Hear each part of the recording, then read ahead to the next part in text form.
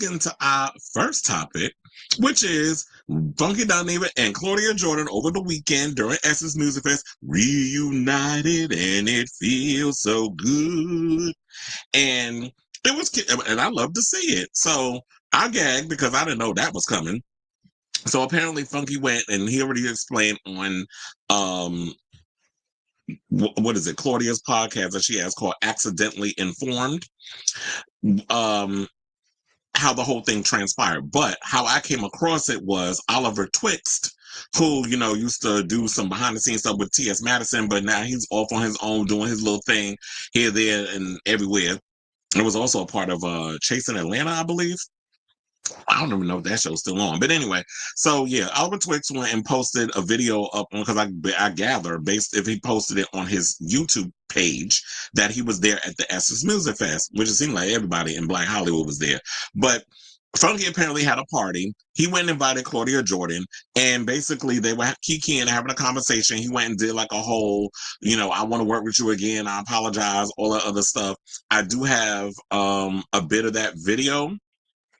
So yeah, shout out to Oliver, because I'm gonna play his video. So let me pull that up if I can remember how to deal with my own damn show.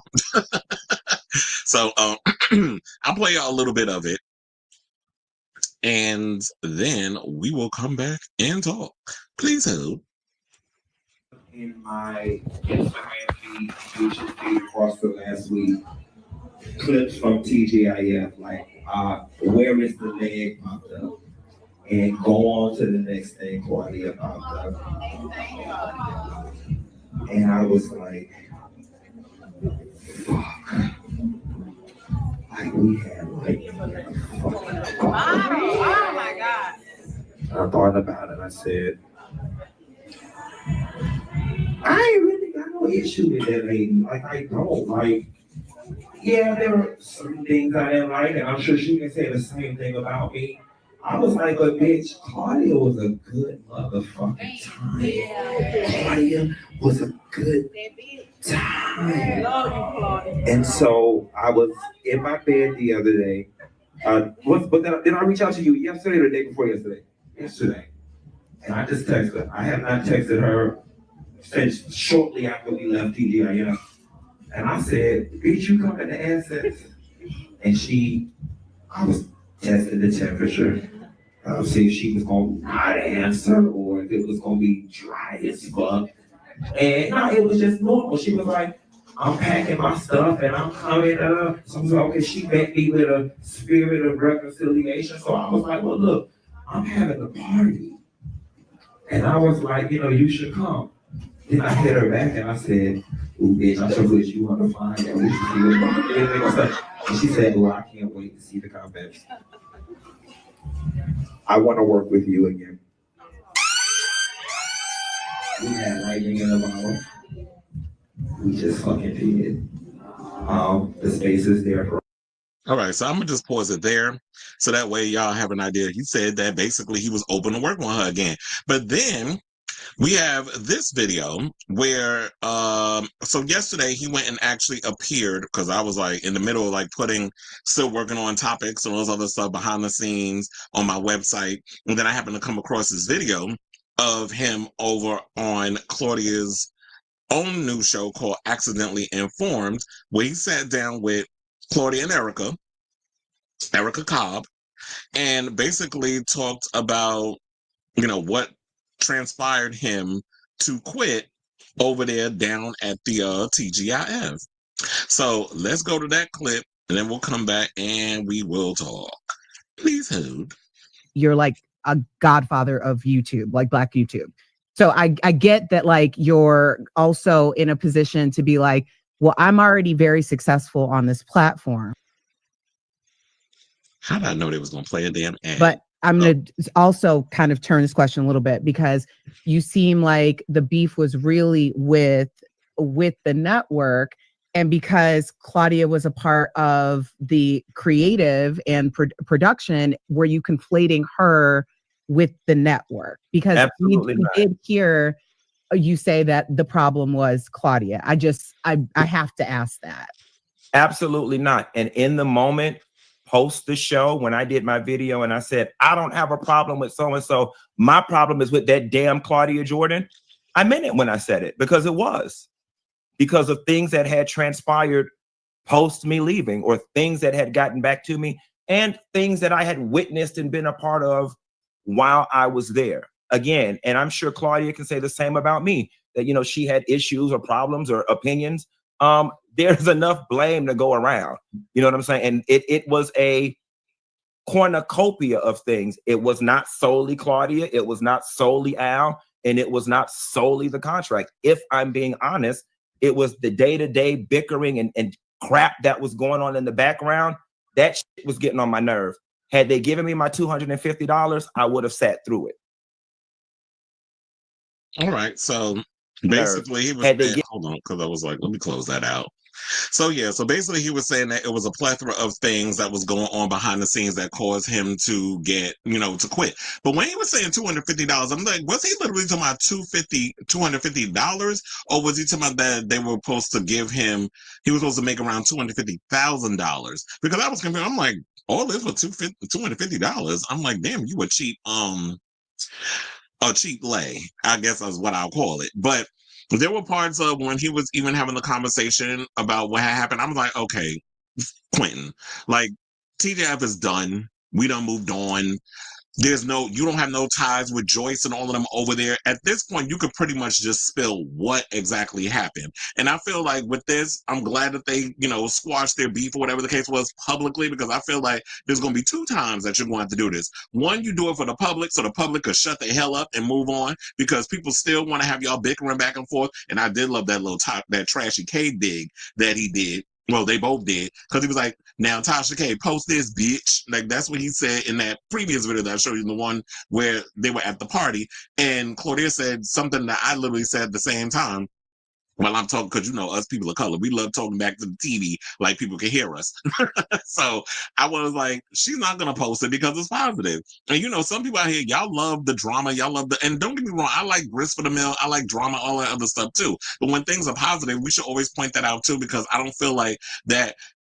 Like, what good is it to have people going back and forth? And this always happens when it comes to ensemble casts. It happens in girl groups, boy bands, whatever the case is. There's always somebody in the damn background chirping, trying to cause friction between the people for whatever reason. Maybe they're a damn sociopath, and the way they was talking, like Joyce was a horrible freaking showrunner. She was always in the back. They were saying that she would at one point take Claudia's side on stuff, then she would take Funky's side on stuff, and then she would take Al You Doing side on stuff. So I could see like Funky and Claudia get back together, but I don't know what's going to happen between her and Al, because Al just gives me very much like, he was like, I'm a man, but girl, you act more like a damn butch queen than you do a man, because you be doing too many things where it's just like, okay, you doing, it's like straight up bitch assness. Like, I don't know him personally, but based off of some of the things that have been transpiring, me putting 2 and 2 together and paying attention to what stuff going on, he always seemed to be the factor, not only between Claudia and him, but also when it came down to Armand Wiggins being a part of the show, and he would kind of, you know, say the things that he said, and then when they did the little roast,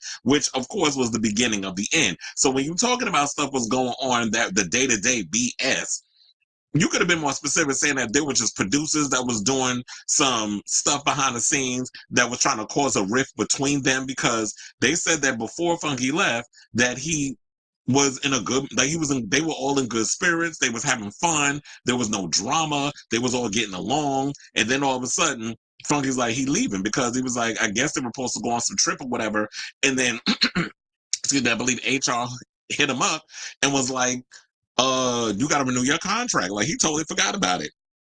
And he's like, okay, well, I signed this contract for 6 months. The way y'all was making it seem like y'all were going to re-up my contract and I was going to get more money or whatever the case was after the 6-month period. And then when the 6-month period came, I totally forgot about the contract. So it was like, okay, send it to me and send it to my agent.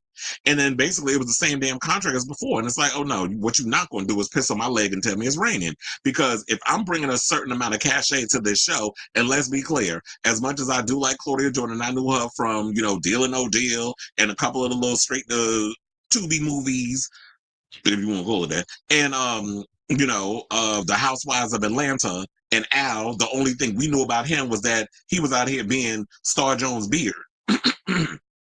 Funky Dineva was the name that really drew a lot of people over there to the TGIF situation.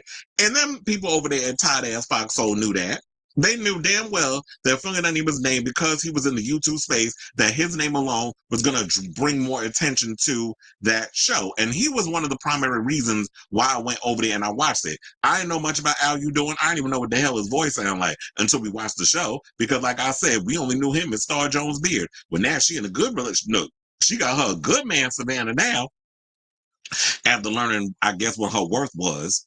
And then she didn't have to settle for some old butch queen and that sort of situation. So after all of that, that was one of the reasons what drew me to want to go and check out the show. And then when I checked it out, and it came around the perfect time, it was during the pandemic, and it was like nothing going on, because a lot of people who were personalities that were trying to jump into the streaming space, a lot of y'all, it just shows that y'all can't do nothing without a producer pretty much having their hand up your ass and using you like a puppet, because a lot of y'all don't really know how to do a show without, all the bells and whistles. Because even Wendy Williams, as much as we love her, couldn't even do a streaming show for some godforsaken reason. Probably because in her head, it was just, I need to be on linear TV, and you don't know how all the other stuff works. But that show worked for what it was. They knew how to navigate and all this stuff, except for The View. Because remember when The View was trying to do a whole live stream type of situation where they had them on a little skew? That was a hot mess too. I guess because you have a lot of these old people that be working behind the scenes that don't know how to work the internet, and you don't have enough young people on the show that would really understand how to do all of that. So that was what it was. But for the most part, I'll just say this: I'm glad they're friendly. I know Dineva said that he wants to work with Claudia again. I feel like after everything that happened before, I don't know if that would be a good idea. Not necessarily because I don't think them two could work together, but I feel like when I've buried the hatchet, time has passed, and I moved on from the stuff, I don't know if I want to go back and work with the same people again, because it's like, yeah, we could find some good producers and all this other stuff. And if you meet some of where he's at on a certain situation, saying that we should all have some input into the show if we decide to develop another show, that all three of us have a say. So we come in collectively with certain things, maybe even with our contracts, because Black people, what you need to do is start trying to be like them white folks over there, in this case, with Friends and stuff, which is like, when them contracts, it's time to re-up, y'all come collectively and try to work things out. But far too long, we get in that crab in the barrel mentality where we only think about ourselves, and once we get to a certain plateau, we don't care about them people over there. As long as my contract is good, I don't care about them other two. And we got to stop having that type of mentality, because white people don't think that way. You see how they got all that money over there when the whole cast of Friends came together and was like, look at how much we're bringing to this show. If you don't give us what we want, we're all gonna war. And they knew they had NBC by the cojones. So I feel like that we need to take on that business sense as well. Not necessarily the other business sense, which would be how y'all be so out here quick to defend people like the Diddler and all the other stuff. Because I don't know if y'all seen that video that Charlamagne put out, but it was absolutely right. When people go around, well, why people do this and this and this? Let's not follow them in that sense. Let's follow them in the business sense. And not necessarily because your own people will do you dirty before the white folks will. And that's the sad part. I mean, white people will do you dirty, trust and believe in business. But Black folks, it seems like they try to play that same game where they want to try to underpay you, undermine you, and string you along like you done. So to wrap all this up, I'm glad that these two, they both worked it out. If they do manage to come together and put together a show, I mean, I'll watch it, but just make sure that whoever y'all third is gonna be, or maybe it would work better if it's just Funky be the sole homosexual on the panel, and it just be two women. Or you could do like a cis woman, a homosexual, and a trans woman. I would say even try to see if you could do T.S. Madison or something on there and see if that works out. But you probably got to pay her some good coin. So yeah, that's all I got on that. So if you guys want to check out that episode of Claudia's show, definitely check it out over on her YouTube channel. I'll when I'm done with the show, I'll actually put it down in the in the description. I'll put a link to it, because I was thinking what I should have did that earlier. But I'll put it down in the description on the regular. I might have to do it if I cut this up. I might have to put it in that one as well. So just so that way y'all could just check out the episode and listen to and watch the whole thing in full, because it was a good episode where basically they broke down and talked about everything.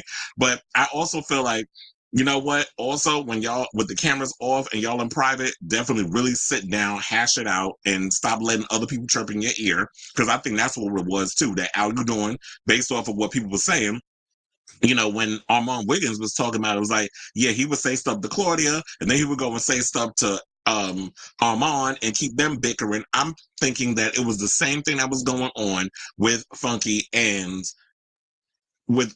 Claudia. And I do feel like sometimes Funky has a tendency of having a poor sense of judgment when it comes to people who can easily manipulate him. Because remember, at one point he was up, oh well, Tasha K ain't doing nothing to me, and you was kikiing with her, and so she screwed you over, and then you had all that smoke.